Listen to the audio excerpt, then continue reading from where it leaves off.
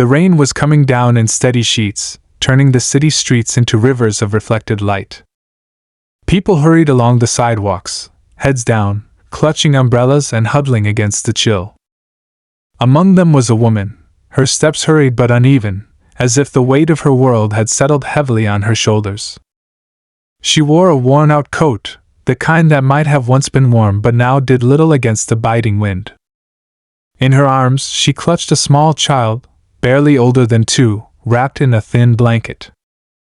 The child was quiet, his small face pressed against her shoulder, his tiny hands clutching at her collar. He wasn't crying, but his wide eyes spoke of a kind of sadness that seemed far too heavy for someone so young. The woman kept her head down, her face pale and drawn, her eyes darting nervously as if searching for something or someone.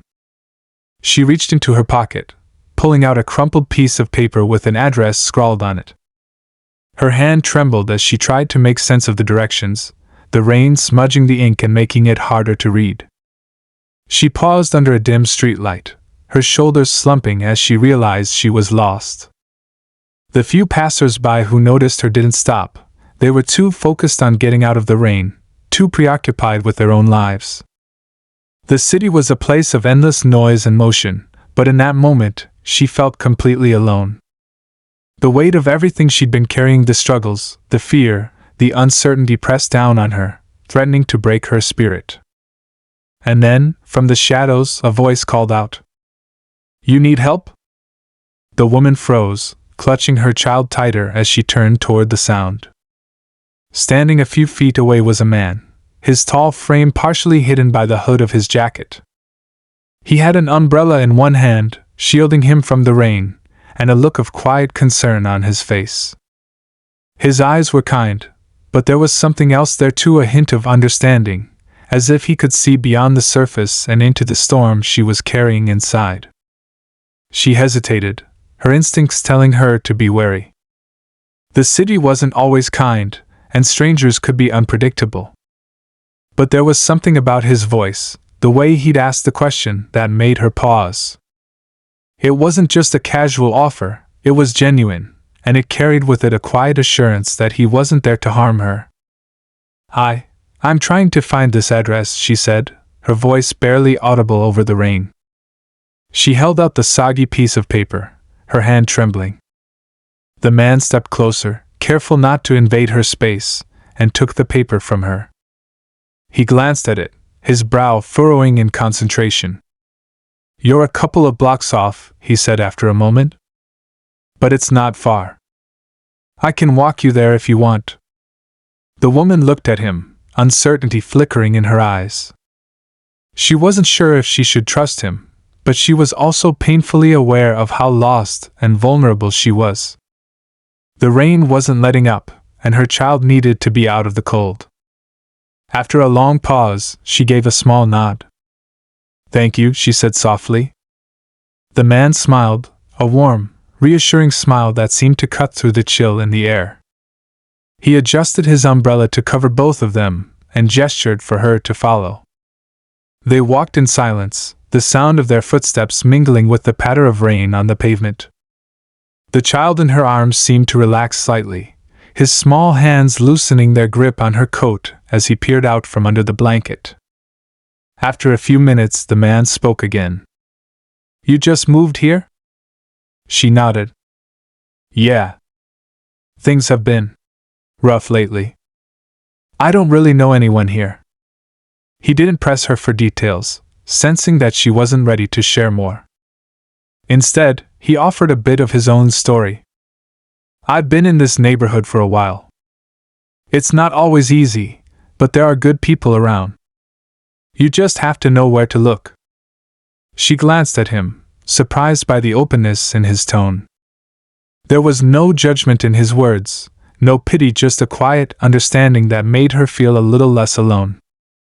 They turned a corner, and the man pointed to a small apartment building a short distance away. "That's the place," he said. "You'll be all right here." Relief washed over her as she recognized the building from the description she'd been given. She looked at him, gratitude shining in her eyes. "Thank you," she said again, her voice steadier this time. He nodded, but instead of walking away, he hesitated for a moment. Do you have everything you need? Food, supplies? He asked gently. The woman bit her lip, the vulnerability in her eyes betraying her. I'll manage, she said, but it was clear that managing was all she'd been doing for a long time. The man reached into his pocket and pulled out a small card. If you ever need anything, or if you just need someone to talk to, give me a call, he said, handing it to her. She took the card, her fingers brushing against his for a brief moment. Why are you doing this? She asked, her voice filled with both curiosity and disbelief. He looked at her, his expression soft but serious. Because sometimes, we all need a little help, he said simply. And because I've been where you are. The weight of his words hung in the air, unspoken stories and shared struggles connecting them in a way that didn't need further explanation. The woman felt a lump rise in her throat, a mixture of gratitude and something she hadn't felt in a long time, hope. Before she could say more, the man gave her a small nod and stepped back into the rain, disappearing into the night. She stood there for a moment, clutching the card in one hand and her child in the other, her heart heavy but also strangely light. As she walked into the building, she couldn't help but wonder about the man who had shown her kindness when she needed it most. Who was he? And why did his words feel like more than just an offer of help? Little did she know, their paths were destined to cross again, and what would come next would change both of their lives in ways either of them could have imagined. The apartment was small but clean, with the kind of worn-down charm that spoke of years of quiet resilience. The woman set her child down on the sofa, his tiny form sinking into the cushions as he blinked sleepily. She let out a long breath, her shoulders finally relaxing. For the first time in days, she felt like she could stop running. The walls might have been thin, and the kitchen might have been barely big enough for a table, but it was a place where she could catch her breath, even if only for a little while. She glanced at the card in her hand, the ink slightly smudged from the rain but still legible. She traced the number with her fingertip, feeling a strange sense of connection to the man who had helped her. His words played over in her mind, because sometimes, we all need a little help. And because I've been where you are. There was a weight to those words, a story she hadn't been told yet. But tonight she was too tired to think about it. She placed the card carefully on the counter, making a mental note to keep it safe. The days that followed were a blur of small victories and quiet struggles. She spent her mornings navigating the unfamiliar city, her child in tow, searching for work and trying to make sense of her new surroundings. The afternoons were a test of endurance, balancing the constant demands of motherhood with the gnawing anxiety that came from not knowing what tomorrow would bring. But through it all, she kept going, driven by a fierce determination to provide a better life for her son. It wasn't until the third day that she reached for the card again. She had just put her child down for a nap when she found herself standing by the counter, the card in her hand, debating whether or not to call. She wasn't sure what she would even say. Hi, remember me? The woman you helped in the rain? It felt awkward, intrusive, but there was also a quiet hope in her heart that wouldn't go away. Before she could overthink it, she dialed the number. It rang twice before a familiar voice answered, calm and steady. Hello? She hesitated for a moment, her throat suddenly dry. Hi, it's the woman from the other night. You helped me find my apartment. There was a pause, and then the man's voice softened with recognition. I remember. How are you doing? She let out a nervous laugh. Better, I think. I wanted to say thank you. Again. For helping me. You don't have to thank me, he said. I'm glad you're okay. How's your little one? He's good. He's sleeping right now, she replied, a small smile tugging at her lips. It's been a rough couple of days, but we're managing. That's good to hear, he said. There was a brief silence before he added, If you need anything, you know you can call, right?" I meant what I said. She nodded, even though he couldn't see her. "I know.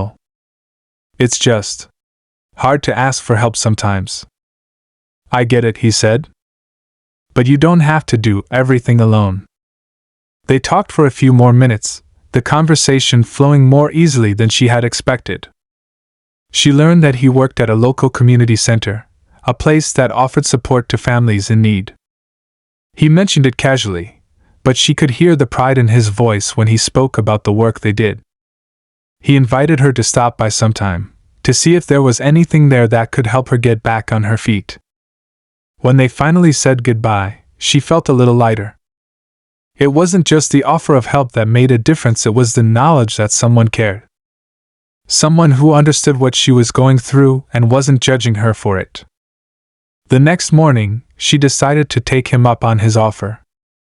She packed a small bag for her son and made her way to the address he had given her. The community center was a modest building, tucked away on a quiet street, but it had a welcoming energy that immediately put her at ease. Inside, she found a bustling hub of activity. There were children playing in a brightly colored corner, volunteers organizing supplies, and people of all ages coming and going. She spotted the man almost immediately. He was helping an older woman carry a box of canned goods, his easy smile and calm demeanor standing out even in the busy environment. When he saw her, his face lit up with recognition, and he excused himself to come over. "Hey," he said, his voice warm. "You made it." "Yeah," she said, a little shy but grateful. "This place is amazing." He smiled, gesturing around. "It's a good place. We try to help where we can." He introduced her to a few of the staff members, all of whom greeted her with genuine kindness. They showed her around, explaining the different resources available, everything from a food pantry to job placement services. There was even a childcare program that offered a few hours of free care each week, giving parents a chance to focus on work or other responsibilities. For the first time in what felt like forever, she started to feel a spark of hope. She wasn't alone in this.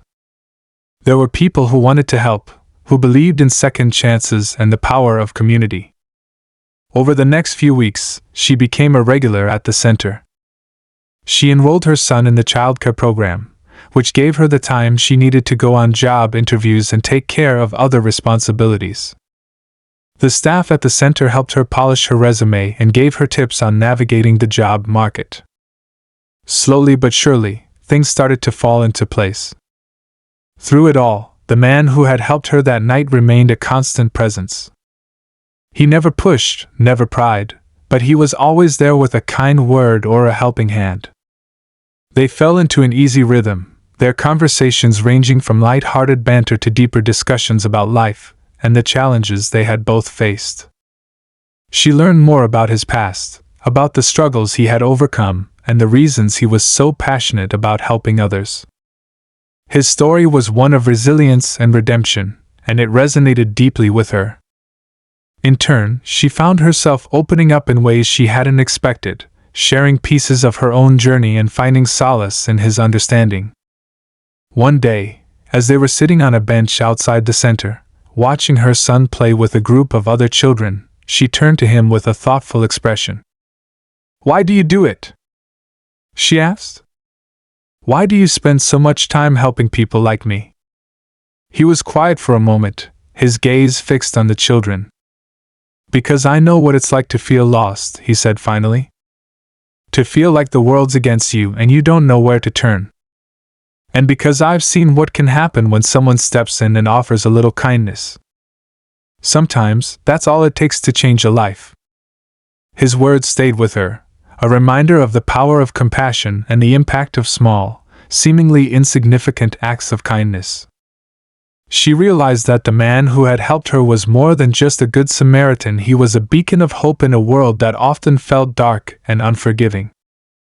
As the days turned into weeks, she began to see the ripple effects of his generosity not just in her own life, but in the lives of everyone who walked through the doors of the community center. and though she still had her share of challenges, she faced them with a renewed sense of strength and purpose, knowing that she wasn't alone. But even as things started to improve, there was a lingering sense of uncertainty. Life had taught her that peace was often fleeting, and she couldn't shake the feeling that another storm might be just around the corner. One evening, after another long day, she sat by the small kitchen table, staring at the stack of unpaid bills. The envelope on top was marked urgent, a stark reminder of the financial tightrope she continued to walk. Despite the progress she'd made, the weight of her circumstances hadn't entirely lifted. There were still moments when the pressure threatened to pull her under. As she absently tapped a pen against the table, her mind wandered back to the community center. It had become more than just a place of support. It was a lifeline, a small pocket of stability in her otherwise chaotic life. Her thoughts drifted to the man who had first shown her kindness.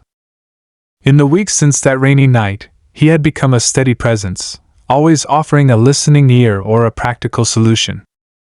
But even as their connection deepened, she sensed there was more to his story than he let on. Occasionally, she would catch a flicker of something in his eyes: pain, maybe, or regret. It was subtle, but it hinted at a past he hadn't fully shared.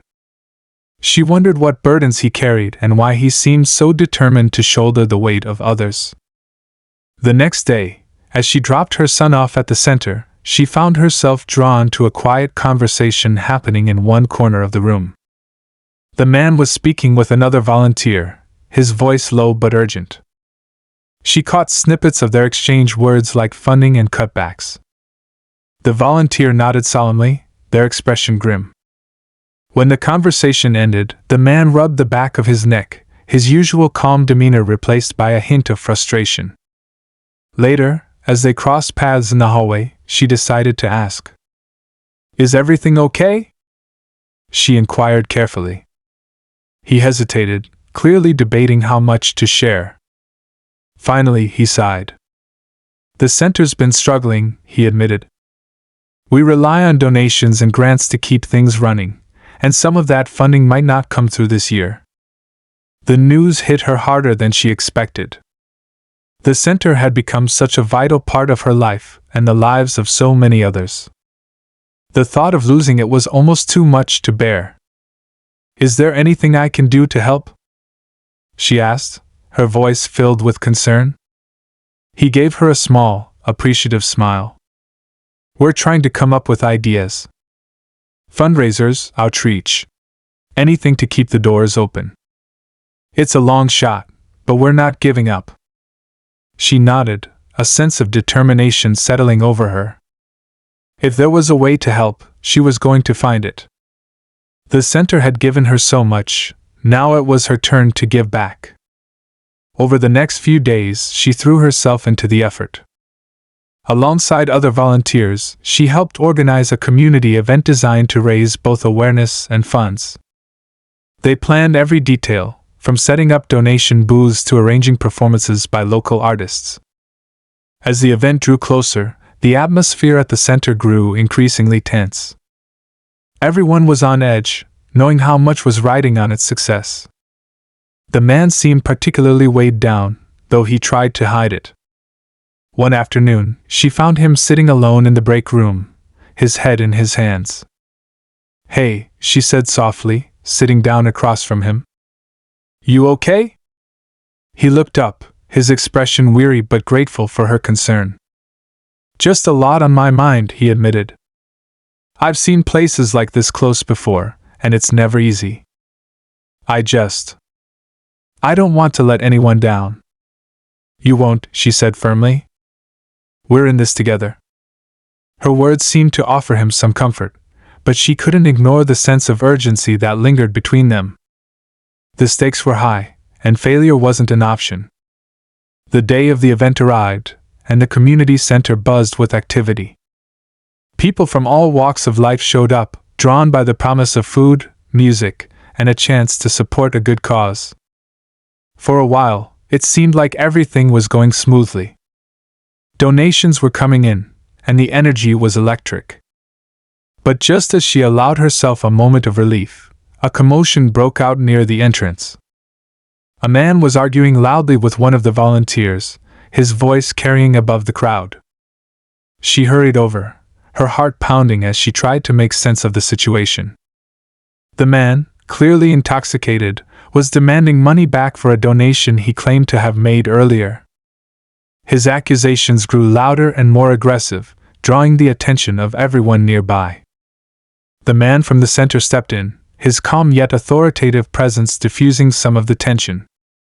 "Let's talk outside," he said, guiding the disgruntled man toward the door. The situation seemed to resolve quickly, but the incident left a lingering unease in its wake. Later, as event wound down, she found him standing outside, staring into the distance. "That was intense," she said, joining him. He nodded, his jaw tight. "It happens. Not everyone comes here for the right reasons." His words were laced with a quiet frustration, and she could tell the incident had shaken him more than he let on. She wanted to ask more, to understand what he was thinking, but she held back, sensing he wasn't ready to talk. In days that followed, the community buzzed with anticipation as they awaited the final tally from the event. The funds raised would determine whether Center could continue its work or if they'd be forced to scale back. Each day brought a mix of hope and anxiety, the future hanging precariously in the balance. But even as they waited for answers, life went on. She continued to navigate the challenges of her own circumstances, finding strength in the connections she'd built at the center. Her son was thriving, his laughter filling their tiny apartment with a joy that made the hardships a little easier to bear. And through it all, she found herself growing closer to the man who had first shown her kindness. Yet there was still so much she didn't know about him. His quiet strength and unwavering dedication were evident, but there were parts of his life he kept carefully guarded. She couldn't shake the feeling that he was carrying a burden of his own, one that weighed heavily on his heart. And as much as she wanted to help, she knew he had to be the one to decide when, or if, he was ready to share. One evening, as they walked home from the center, the conversation took an unexpected turn. "Do you ever think about starting over?" she asked, her voice thoughtful. He glanced at her, his expression contemplative. "All the time," he said. "But starting over doesn't mean forgetting where you've been. It just means finding a way to move forward." His words lingered in the air, a quiet reminder of the resilience they both carried. They walked in silence for a while, the city lights casting long shadows on the pavement. Neither of them knew what the future held, but in that moment, they found comfort in each other's presence, knowing they didn't have to face it alone. The days passed in a blur, each one bringing the community center closer to its financial reckoning. The final tally of donations loomed over them like a storm cloud. Everyone had given their all, pouring time and energy into the fundraiser, but uncertainty hung thick in the air. For the woman, the center had become more than a refuge. It was a symbol of hope, a place where she and her son had found a sense of belonging. The thought of losing it now felt unbearable. Despite the tension, life outside the center continued. She juggled her job and motherhood, leaning on the support of the man who had become her closest confidant. He was always there when she needed him, whether it was picking up her son from school or offering a few encouraging words when the weight of her circumstances felt too heavy. But even as their bond deepened, she couldn't shake the feeling that he was holding something back. There were moments when he seemed distant, his gaze lost in thought as if wrestling with a private struggle. One evening, after a particularly long day at the diner, she returned home to find him waiting outside her building. He held a small bag of groceries, a familiar gesture that had become a quiet routine between them. "I figured you could use a break," he said with a smile, his eyes warm despite the weariness that lingered beneath the surface. She invited him in, grateful for the company. As they sat together in the dimly lit apartment, the conversation turned to the center and its uncertain future. "I've been thinking," he said, his tone more serious than usual. "There's something I need to do, something I should have done a long time ago." She frowned, sensing the weight of his words. What is it? He hesitated, his fingers drumming lightly against the table. There's someone I need to talk to. Someone who might be able to help with the center. Her curiosity piqued, but she didn't press him for details. Instead, she offered a quiet nod, trusting that he would share more when he was ready. Whatever it is, I hope it works out, she said softly. The center means so much to so many people. He looked at her then, his expression unreadable. It does, he said simply. And that's why I can't let it fail. The next morning, he was gone before she had a chance to ask more. The hours stretched on, and with each passing moment, her unease grew. She tried to focus on her tasks at the diner, but her thoughts kept drifting back to him. What was he planning? And why did it feel like he was carrying the weight of the world on his shoulders? That evening, she returned to the center, hoping to find him there. The usual hum of activity greeted her, but his absence was palpable. She asked around, but no one seemed to know where he was. As she wandered through the familiar halls, her mind raced with possibilities. Had something gone wrong? Was he in trouble? Her thoughts were interrupted by the sound of raised voices coming from one of the offices. She hesitated for a moment before approaching, her heart pounding in her chest. Peering through the slightly ajar door, she saw him standing across from an older man, their expressions tense. The man was speaking in a low, urgent tone, his words barely audible from where she stood. She strained to hear, catching only fragments of the conversation. You can't keep running from this, the older man was saying. It's time to face it. The man she had come to trust said nothing for a long moment. When he finally spoke, his voice was steady but laced with emotion.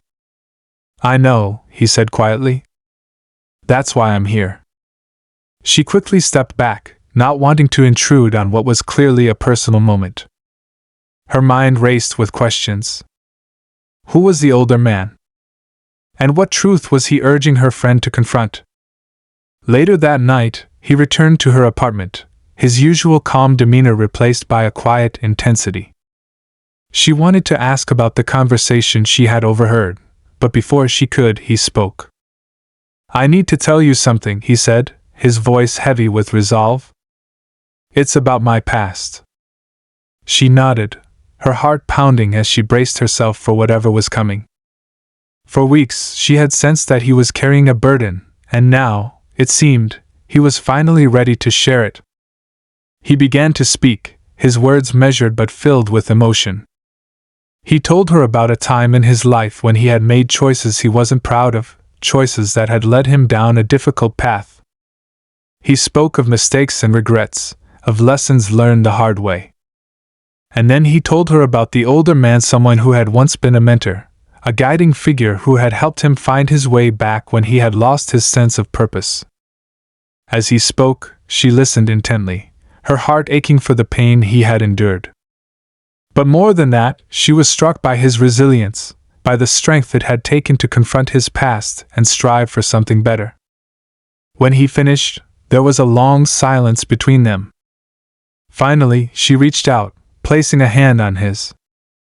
Thank you for sharing that, she said softly. It takes courage to face your past, and even more to use it to help others. He gave her a small, grateful smile, but she could see the tension that still lingered. I just hope it's enough, he said quietly. The center means everything to me. It's my way of giving back, of making amends. Her resolve deepened at his words. Whatever challenges lay ahead, she knew they would face them together. But even as they found strength in their shared determination, the uncertainty of the future loomed large. The final outcome was still unknown, and the stakes had never been higher. The next few days passed in a tense haze, each moment thick with anticipation. The community center's future hung by a thread, and every conversation seemed to circle back to the same urgent question: would they have enough to keep the doors open? Despite the weight of uncertainty, the woman and her confidant worked tirelessly, refusing to let doubt deter them. The fundraiser's outcome was still pending, but they knew their fight wasn't over. Late one evening, after a long day of organizing and outreach, he showed up at her door looking more exhausted than she had ever seen him. His usual calm had been replaced by a quiet urgency, and before she could ask, he handed her a stack of papers.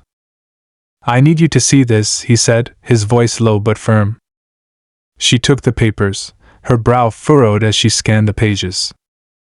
At first, they seemed like standard financial documents, grant applications, donation records, and budget reports. But as she flipped through them, something caught her eye. A series of large withdrawals had been made from the center's account, each one unexplained and unaccounted for in their official records. Her heart sank as the realization dawned. Someone had been siphoning funds. She looked up at him, her mind racing. "How long have you known about this?" "I only found out today," he admitted, running a hand through his hair. "I've been going over the finances with one of the volunteers, and it didn't add up. At first, I thought it was a mistake, but the more we looked into it, the clearer it became. Someone's been stealing from the center." The weight of his words settled heavily between them. The discovery was a blow, not just because of the financial strain it added but because of what it represented. The center was supposed to be a place of trust, a safe haven for the community. The idea that someone had betrayed that trust was almost too much to bear. "Do you have any idea who it could be?" she asked, her voice barely above a whisper. He hesitated, his expression conflicted. "I have a suspicion," he said finally. "But I don't want to accuse anyone without proof. We need to be careful about how we handle this." The room fell silent as they both processed the implications. Not only did they need to secure more funding, but now they also had to uncover the truth about who was behind the theft. The stakes had never been higher, and the clock was ticking. The next day, they quietly began their investigation. They combed through records, cross-referencing every transaction and looking for patterns. It was painstaking work, but neither of them was willing to give up. As the hours stretched into days, a picture began to emerge. The withdrawals had been carefully timed, each one occurring shortly after major donations or grants had been deposited. Whoever was behind it knew the system well, and they had gone to great lengths to cover their tracks. Their search eventually led them to a name, someone they both knew well, someone who had been with the center for years. It was a name that neither of them wanted to believe could be responsible. But the evidence was undeniable.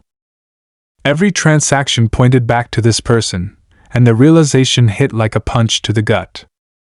"I can't believe it," she said, her voice shaking. "How could they do this?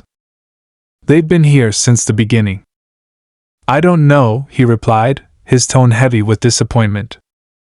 "But we need to confront them. If we don't, the center might not survive." Together, they decided to approach the person after hours when the center was empty. The confrontation was tense, filled with accusations and denials. At first, the person tried to deflect, insisting there had been a mistake. But when presented with the evidence, their defenses crumbled. They admitted to the theft, their voice filled with a mix of shame and defiance. "I didn't have a choice," they said, their eyes downcast. "I was in over my head, debts, bills, everything. I never meant to hurt the center, but I didn't know what else to do." The revelation was devastating, but there was no time to dwell on the betrayal. They had to act quickly to mitigate the damage and secure the funds needed to keep the center open. They worked late into the night, devising a plan to recover the stolen money and prevent further losses. But even as they made progress, the tension between them remained. The betrayal had cut deep, and it was clear that the road to healing would be a long one. As the days wore on, the situation grew more complicated. News of the theft began to spread, and the community's trust in the center wavered.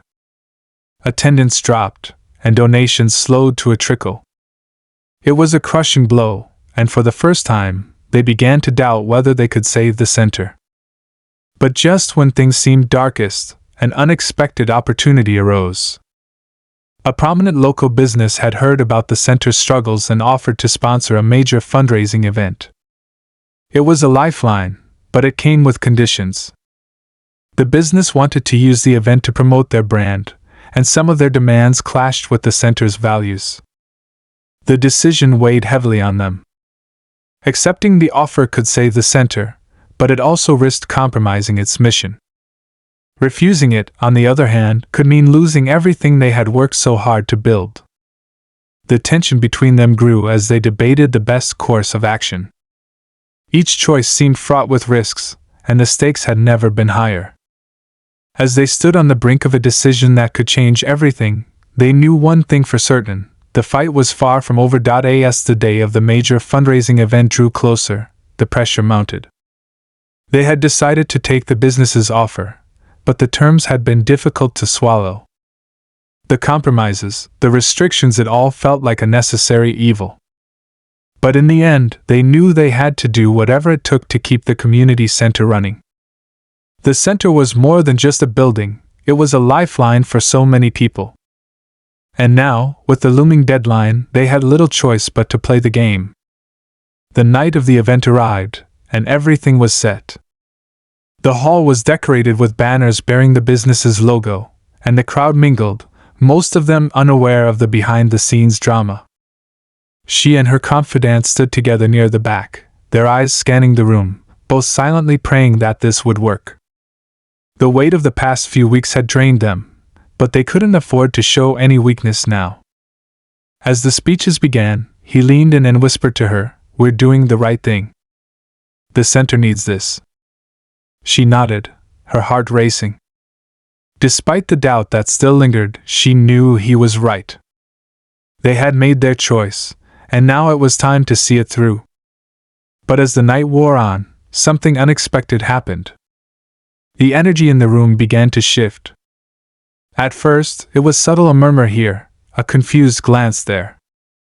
Then, whispers started to spread among the crowd, growing louder. She could see the unease on people's faces, the tension building. Her pulse quickened. Something was wrong, but she couldn't put her finger on it. She turned to her confidant, but before she could say anything, a man stepped onto the stage. It was the person who had betrayed them, the one who had been caught stealing from the center. She froze. What were they doing here? The man's voice was calm but filled with an undeniable intensity as he addressed the crowd. "I'm here tonight because I need to come clean. I owe this community the truth," he said. "For months, I've been struggling. I made choices I regret, and I'm ashamed of what I've done." The crowd fell silent, eyes locked on him. She felt her stomach drop as the man continued. "But tonight, I'm not just here to apologize. I'm here to make it right." With that, he reached into his coat pocket and pulled out a stack of cash, more than enough to cover the stolen funds. Gasps rippled through the audience as he laid the money on the stage. "I've made mistakes, but I'm committed to fixing them. This is my contribution to the center. Please accept it." Her heart pounded in her chest as she processed what was happening. The man's actions, though unexpected, were a desperate attempt at redemption. The crowd was moved, murmuring among themselves, their expressions softening. It was clear that the apology wasn't just about the money. It was about taking responsibility, about showing that even the deepest wounds could begin to heal. But just as the tension seemed to ease, the unexpected twist came. A voice cut through the room, sharp and accusatory. The business sponsor, who had been standing quietly at the back, stepped forward. "I'm afraid this is not enough," the sponsor said, his tone dripping with disdain. "You can't just show up with a wad of cash and expect everything to be forgiven. You've already cost this center more than you can imagine." The room grew tense again. The sponsor's words hit like a slap, and she could feel the energy in the room shift once more. She turned to her confidant, her mind racing. Had they just undone everything with that last-minute gesture? Before either of them could react, the sponsor continued, his voice louder now, demanding attention. I've invested too much in this center to let someone like him just waltz in and undo everything we've worked for, he said, eyes flashing. I'm pulling my sponsorship unless you cut ties with this thief right now. The room held its breath as the sponsor's words echoed. For a moment, it felt like the world was collapsing around them. The sponsorship had been the lifeline they needed to survive, but at what cost? If they kept the sponsor, they might be forced to turn their backs on their own community, on the very people they had fought so hard to protect. She felt a cold wave of panic wash over her, but then she looked at her confidant. The resolve in his eyes was unmistakable. Without a word, he stepped forward, his voice calm but firm. If that's what it takes, then so be it, he said, addressing both the sponsor and the crowd. This center stands for more than just money. It stands for the people who rely on it, the ones who don't have a voice in this room. If you're not willing to stand by us without conditions, then we'll find another way. The room went silent, all eyes on him. The sponsor hesitated, then, with a tight-lipped expression, he turned and walked out. The crowd, still unsure, exchanged glances. But as the sponsor left, something shifted in the air.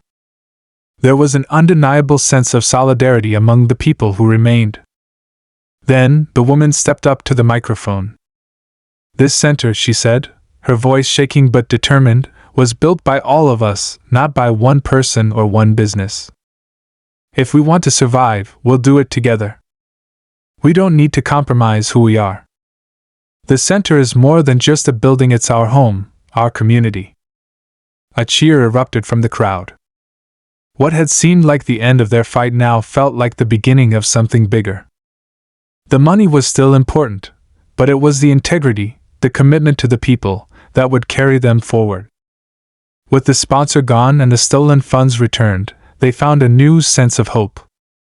The next day, a new wave of support began to flood in. People who had been silent before now stepped forward, eager to help however they could. The fundraiser hadn't been the smoothest ride, but it had revealed something deeper than money or sponsorship deals. It revealed the true heart of the community. But just as they thought the storm had passed, a final surprise came in the form of an anonymous donation in amount that surpassed anything they could have imagined. It was a gesture of support, an affirmation that their fight had not gone unnoticed. And with that, they knew the center would survive. It wasn't just the money, it was the people, the community that had come together against all odds. As they stood together, looking at the future with a renewed sense of purpose, they realized something that no one could have predicted. It wasn't the big sponsors or the wealthy donors that had saved them. It was the strength of the people, the ones who had always believed in the center, no matter what. And in the end, that was the most valuable thing of all. The weeks following the anonymous donation were a blur of activity, but the air had shifted in a way that felt both new and familiar. The center, which had once been on the brink of closing its doors, now felt alive with possibility.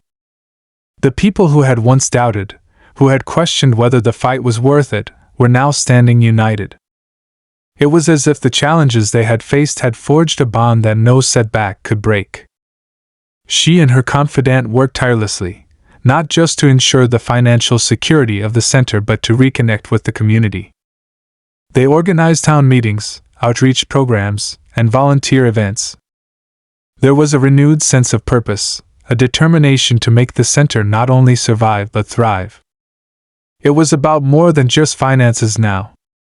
It was about restoring faith in each other, in the center, and in the idea that even in the darkest of times, people could come together to create something better. Slowly, the center's reputation began to heal. The events of the fundraiser, while difficult and filled with conflict, had been a turning point. People who had once been skeptical of the center's leadership now rallied behind it, offering their support in whatever way they could.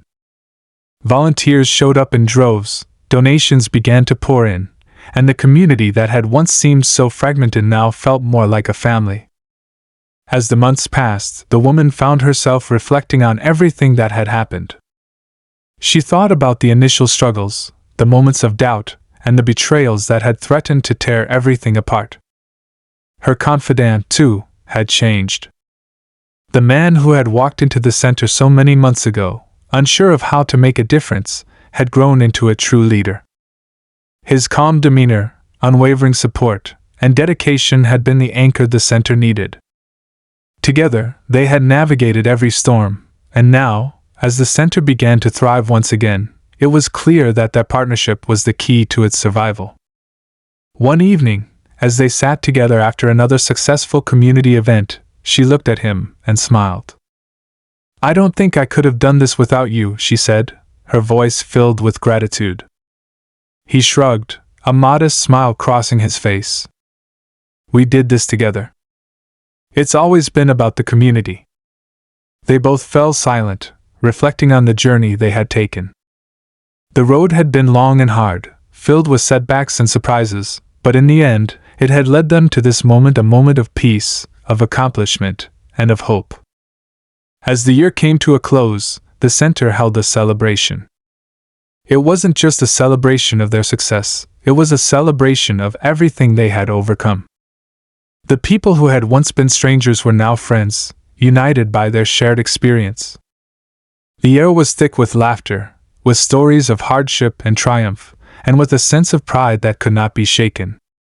And yet, even in the midst of this celebration, the woman couldn't help but think about the future. The challenges they had faced were behind them, but there would always be new hurdles to overcome. The fight to protect the community center was never truly over. It was a constant, ongoing battle. But now, for the first time in a long while, she felt ready to face whatever came next.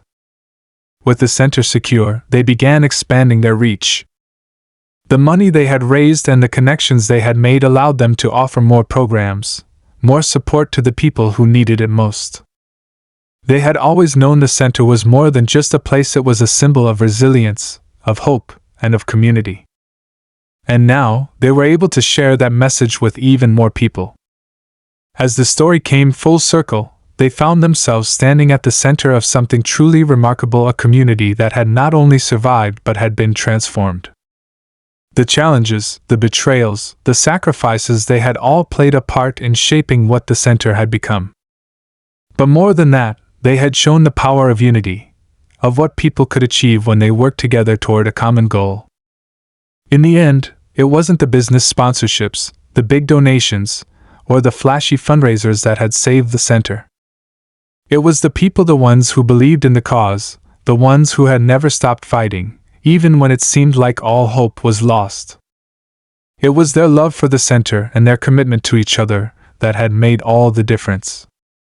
The woman smiled as she looked out over the crowd at the celebration. It had been a long journey, but it had been worth every moment. The center was no longer just a building, it was a testament to the power of community, to the strength that comes from standing together, and to the belief that no matter how difficult the road ahead might seem, there is always hope if you have the courage to keep going. As the last of the celebration wound down, she and her confidant stood together, looking out at the community they had helped rebuild. The sun was setting, casting a golden glow over the scene. The future was uncertain, but for the first time in a long time, they were not afraid. They knew that whatever came next, they would face it together, with the same determination and resilience that had carried them through the darkest moments. And with that, the story came to a close, not with an ending, but with a new beginning. The center was more than just a place, it was a symbol of everything they had fought for: hope, unity, and the unbreakable strength of community. And as the final words of the night echoed in the air, the woman realized that the journey had been worth it, not for the accolades, not for the success, but for the people, for the lives they had touched, and for the love that had brought them all together. As they looked toward the future, they knew one thing for certain: together, they could face anything. And that was the most powerful lesson of all.